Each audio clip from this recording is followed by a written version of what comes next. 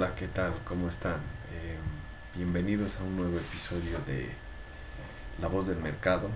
En esta ocasión vamos a hablar acerca del costo de oportunidad de esta crisis, el costo social y el costo político, y vamos a hacer algunas apreciaciones en base a algunos estudios publicados por un grupo de economistas bastante interesante. Bien,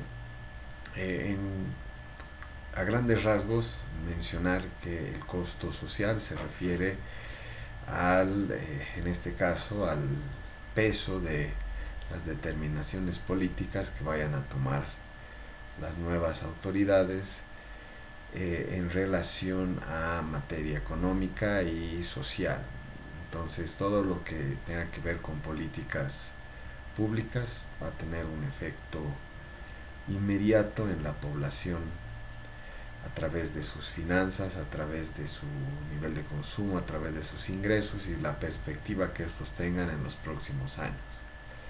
El costo político se refiere al resultado o al capital que va a tener que sacrificar el nuevo gobernante en términos de popularidad y apoyo para poder implementar las medidas que requiera el país. En ese sentido, hay que tener especial cuidado cuando se habla de manera indistinta sobre el costo social y el costo político. A veces se toma en cuenta que los dos son sinónimos, pero en realidad estamos hablando de dos conceptos totalmente distintos. Uno desde la perspectiva del líder político interesado en la toma del poder, y el otro en referencia a los intereses que pueda llegar a tener el ciudadano de a pie, ¿no? Pues bien, vamos a hacer alusión a algunos estudios que ha sacado la Fundación Populi, la ciudad de Santa Cruz, muy interesante, y entre ellos vamos a ver algunos desarrollados por el economista Carlos Aranda, que es un analista económico muy interesante, que nos ha dado no solamente apreciaciones sobre la economía, sino se animó a plantear un programa de estabilización y de resolución del déficit público a través de datos del presupuesto general del Estado del 2023. Esto sirve para graficar dónde se tiene que hacer los cortes para poder resolver esa brecha y terminar el sangrado de el Estado boliviano en relación a las reservas, en relación a la deuda interna, a la deuda externa, y mirar con algo de esperanza una posible ayuda por parte del FMI, que dicho sea de paso, sí forma parte de algunos programas políticos, en el caso de Tuto Quiroga, pero las circunstancias en las que se plantea no son las mismas. Casualmente los políticos tratan de evitar erogar ese costo político, es decir, la popularidad, de asumir medidas necesarias pero impopulares, ¿no? Pues bien, vamos a ver el tema de el programa que propone Carlos Aranda. Él ha publicado este estudio en El Deber, y es muy interesante porque tenemos una precisión de datos para resolver ese déficit público de alrededor del 10% del PIB. Esto 11 años después, ¿no?, cuando debería haberse desarrollado este tipo de medidas con una anterioridad. Pues bien, él plantea que el ajuste total debe ascender a 36.094 millones de bolivianos. Es decir, el déficit fiscal solamente asciende a 1.947 millones en su cálculo, pero él propone un ajuste total de 36.000 millones de bolivianos. Esto es bastante ambicioso, porque no solamente pretende resolver el déficit, sino también generar un superávit fiscal. Y uno dirá, esto de superávit y déficit, ¿a qué se refiere? Pues bien, el superávit se refiere a que en este caso el gobierno tendría más dinero, más ingresos de los que gasta. ¿no? Y un déficit como el que hemos tenido supone un nivel de gasto que supera el nivel de ingreso, pero es costeado por créditos, deuda y el ahorro. En el caso de algunos estudios que ha publicado la Fundación Populi, ese ahorro también se ha traducido en los recursos que maneja la gestora pública. Así que el método de endeudamiento y los objetivos del endeudamiento del gobierno no tiene mucho sentido, sino simplemente precautelar ese capital político hasta las elecciones y mantener una retórica, un discurso sobre una economía estabilizada cuando lo que se tenía era una economía altamente endeudada, insostenible, que trata de imponer a toda costa el modelo económico que es de autoría del propio presidente. Pues bien, entre las primeras, en este caso, cuentas que pretende recortar, habla de las transferencias a empresas públicas, que ascienden al 4,19%. Estas transferencias, cabe recalcar, no son parte del presupuesto de estas empresas públicas, de las cuales no tenemos ningún dato. Se refieren principalmente a inversiones sin ningún tipo de retorno, que hace transferencias discrecionales de capital fresco para poder de alguna manera hacer que estas empresas públicas puedan costear sus operaciones. Es decir, son capitales frescos que se van inyectando año tras año sin obtener ninguna rentabilidad de contramano, es decir, en respuesta. ¿Por qué es peligroso este tipo de transferencias? Bueno, porque se está subvencionando el funcionamiento de empresas estratégicas, pero que no generan ningún tipo de ingreso, por lo menos los ingresos suficientes para costear la operación, es decir, que por lo menos no generen pérdidas, puedan costear sus propias operaciones. Eso es lo que se reclama en el caso de las empresas públicas, que si bien representan la soberanía del país, estas no generan ningún bien al Estado, sino más bien, por el lado contrario, generan una carga imposible de sostener por mucho más tiempo. Y los resultados los podemos ver. Son productos que no compiten, sino simplemente forman parte del discurso, y el propio gobierno se vende esos productos para de alguna manera justificar su existencia. Entonces esto asciende al 4,19% del PIB. Es uno de los recortes que más porcentaje del programa representarían, que asciende a 13.069 millones de bolivianos.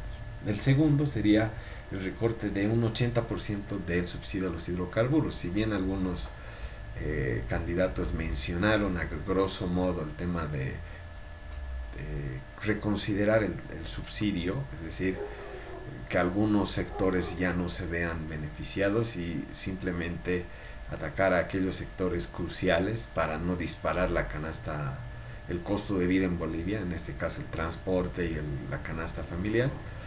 En este caso se plantea que un 20% se mantenga aún solamente para mantener al sector del transporte, que tiene una influencia directa en el costo de vida de las personas.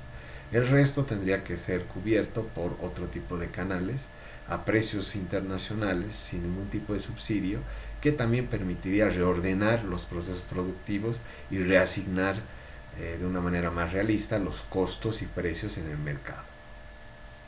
Después tenemos el ajuste de salarios burocráticos, que no asciende ni al 1%, es 0,55% del PIB, con una optimización de 35% en el sector público no esencial. ¿Qué se entiende por sector público no esencial? Bueno, principalmente al sector que no está comprendido en las funciones básicas: salud, educación, seguridad. ¿Esto qué quiere decir? Principalmente personal, en este caso personal administrativo, que es una carga y es la manera en que muchos burócratas tratan de justificar el hecho de mantener el tamaño del Estado, el tamaño del recurso humano supernumerario que existe en el país, al igualarse con este tipo de funcionarios, por ejemplo un médico, una enfermera, un profesor o un policía o un un militar podría entenderse que sí cumple una función, mientras que la parte administrativa y el engrosamiento de sus filas simplemente se transforman en gasto, cuando esto puede transformarse, se puede mejorar a través de una gestión más inteligente del proceso administrativo. La digitalización podría ser un mecanismo bastante interesante, aunque muy poco abordado. Si se opta por el enfoque que plantea Carlos Aranda y la Fundación Populi, me parecería bastante coherente en vista de que están haciendo recortes, pero también tienen que venir acompañados de medidas que logren la eficiencia y reduzcan el costo. El tener demasiadas fuentes de empleo en el Estado no se traduce en mejores condiciones de vida para los bolivianos. Entonces hay procesos que podrían eliminarse o tal vez replantearse para generar menos burocracia y hacer que el trabajo sea más fluido. Después tenemos la reestructuración del gasto capital con 2.193 millones de bolivianos, casi en a 0,7% del PIB. En este caso, los ministerios, la inversión que realizan ministerios de administración pública, es decir, algunas entidades descentralizadas que podrían realizar inversión, podríamos hacer algún tipo de recortes en este caso. El hecho de que el gobierno trate de, a través de la inversión pública, generar desarrollo, no se traduce en resultados palpables. Entonces es necesario que ese recurso se pueda salvaguardar, destinar a otros fines y más bien dejar que el sector privado pueda tener mayor protagonismo, y eso generando un contexto de inversión de competitividad distinto al que tenemos hoy en día, una nueva ley laboral, un nuevo código tributario y demás medidas que algunos candidatos han mencionado, como por ejemplo la eliminación del IT, que es un impuesto escalable que data del gobierno de Jaime Paz Zamora, pero en estos contextos ya se hace hasta arcaico y no genera ningún tipo de competitividad o un escenario que permita pensar que más contribuyentes podrían sumarse a la base en este caso, de contribuyentes que puedan pagar el impuesto. Es más, la informalidad en el país sube cada día que pasa, más con la crisis, y está por encima del 85% de la actividad económica. Es decir, los impuestos ya han demostrado que no son el camino, y más bien habría que replantearlos para formalizar a todo ese sector que escapa justamente a ese escenario tan coercitivo que plantea el sistema de impuestos nacionales y el propio gobierno a través de sus distintas medidas. Bien, después tendríamos la inversión en infraestructura de la ABC, en particular un recorte de 1.247 millones de bolivianos, que asciende un 0,4% del PIB, y esto tendría que ver con la concesión de obras públicas. En el caso de las obras públicas es el sector donde más corrupción ha podido darse, ¿no? Hay muchos estudios, entre ellos los que destaca es el señor Linares, que hace un análisis sobre todas las empresas o las obras o elefantes blancos que ha podido desarrollar el programa de Evo Cumple y otros programas de inversión pública, que no tienen ningún tipo de finalidad y más bien han sido se han prestado uso discrecional de los recursos públicos. El proceso de contratación también tiene bastantes observaciones, en el hecho de que el propio ministro de Obras Públicas, el señor Montaño, es acusado de recibir coimas y recibir pagos para adjudicar este tipo de proyectos. Es así que podríamos ver mecanismos más transparentes, menos rigurosos en el caso de procedimientos donde el proceso pasa por tantas manos que es necesario aceitar esas manos para que el proceso pueda fluir correctamente bajo los intereses de los participantes. La empresa que se adjudica lamentablemente tiene que pagar un costo para poder desarrollar el proyecto, y eso fomenta el ciclo perpetuo de la corrupción alrededor del Estado. Pues bien, eso es lo que plantea Aranda, que también tiene otros estudios y nos plantea este tipo de reducción. ¿Por qué es tan importante y por qué es de aplaudir este tipo de propuestas? Bueno, porque reconoce que el déficit público es el problema. El déficit ha permitido que la inflación se dispare al poder sacrificar la reserva de valor de la moneda boliviana, es decir, las reservas internacionales que se han ido evaporando a lo largo de los años desde el 2014. Después tenemos las reservas de oro, cuyo manejo es bastante cuestionable, y por otro lado el nivel de endeudamiento, en la medida que se ha tratado de inyectar más circulante, más masa monetaria a través del M2, por ejemplo, tocando el sistema financiero para dirigir las inversiones. Esto ha generado que, en palabras sencillas, el crédito se haga tan barato que todos los proyectos de las personas parezcan rentables, cosa que es simplemente un espejismo que lleva a malas inversiones, pero el modelo mismo no le preocupa tanto el que se den buenas o malas inversiones. El hecho es de que la demanda agregada, la demanda interna se empiece a dinamizar, sea cual sea el costo.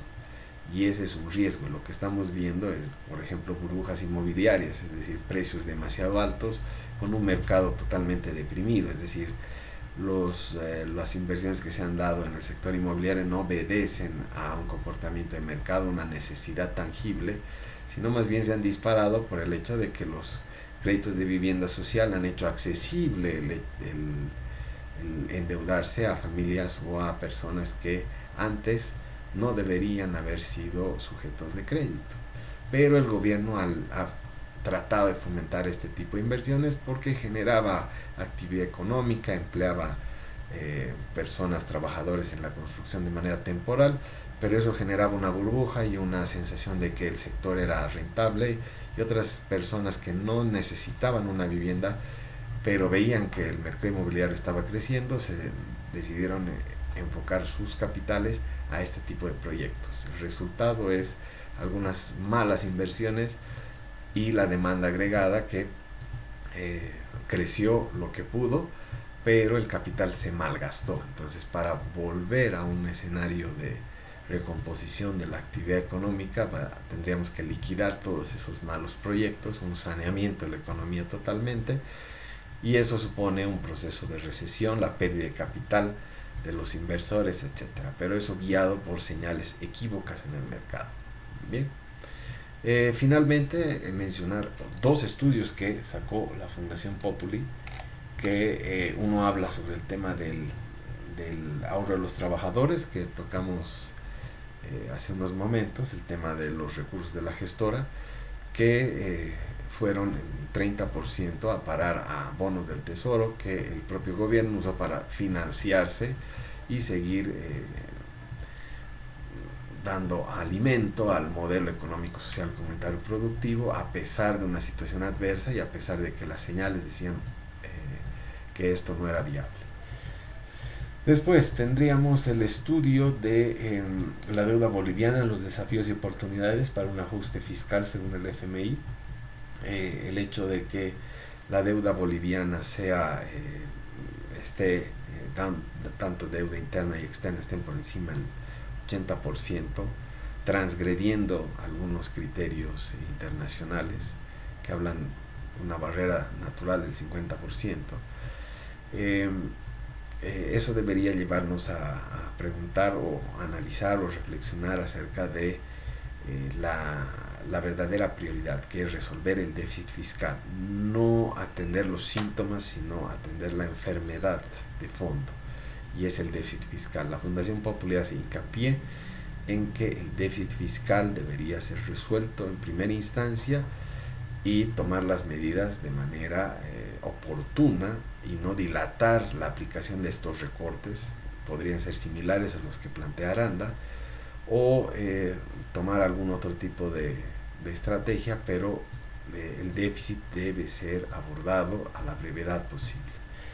Y finalmente otro estudio que habla de sin ajuste fiscal no hay préstamos del FMI. Este estudio lo hizo un colega el economista Carlos Aranda, apellido Tomjanovic, si no estoy mal, y en él reflexiona sobre el caso colombiano, es decir, mientras Colombia había solicitado un crédito al FMI y el comportamiento fiscal mostraba indicios de que la rigurosidad y el control respecto al gasto público no iban a ser una constante dentro de todo el uso en este caso la gestión del gobierno de Gustavo Petro. El FMI decidió retroceder sobre sus pasos y evitar dar el crédito en la magnitud que había pedido el gobierno colombiano. ¿Esto qué quiere decir? Que el FMI presta bastante atención a las políticas y al comportamiento fiscal que tienen los gobiernos para poder ver si estos van a hacer un uso racional y sostenible de esos recursos, y no así simplemente tapar huecos fiscales o huecos de déficit que puedan tener de manera coyuntural hasta volver a acceder a un nuevo crédito. Entonces el tema sobre el que reflexiona el economista Tomjanovic es bastante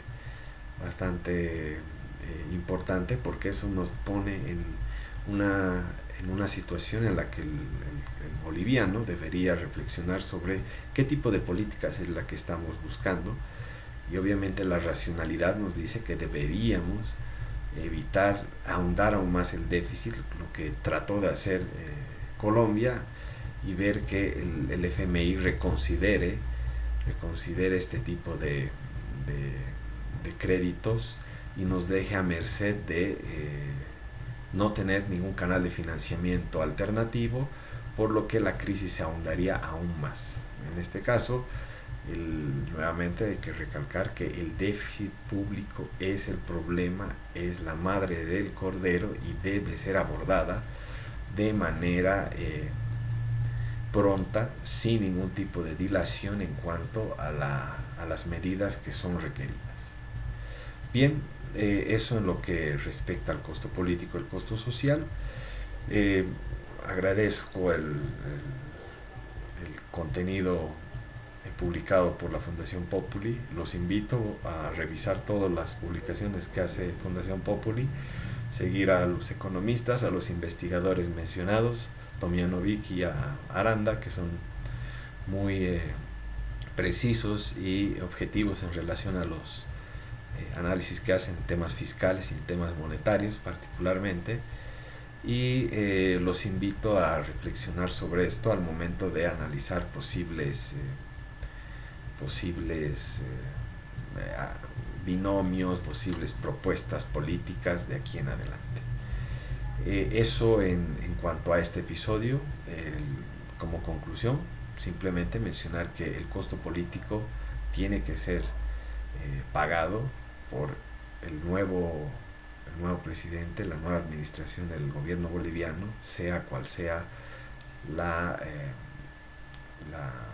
ideología que estos persigan, y el costo social lo tenemos que asumir todos los ciudadanos por haber permitido o haber fomentado este tipo de políticas que desde el lado del consumidor parecían muy atractivas, muy convenientes, pero lo que estábamos haciendo era simplemente alimentar un modelo que tarde o temprano nos iba a pasar la factura.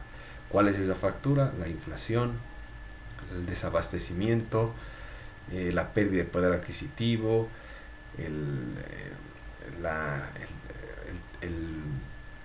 pérdida de valor de la riqueza atesorada, los ahorros de las personas, las jubilaciones, etc. Entonces, una crisis que, si bien tiene su origen en la clase política, en el modelo como tal, también tiene que ser asumida con hidalguía por los votantes, tanto los que estaban a favor de estas medidas como los que estaban en contra y no hicieron lo suficiente como para poder disuadir a los demás de no seguir en ese tren, en esa única vía.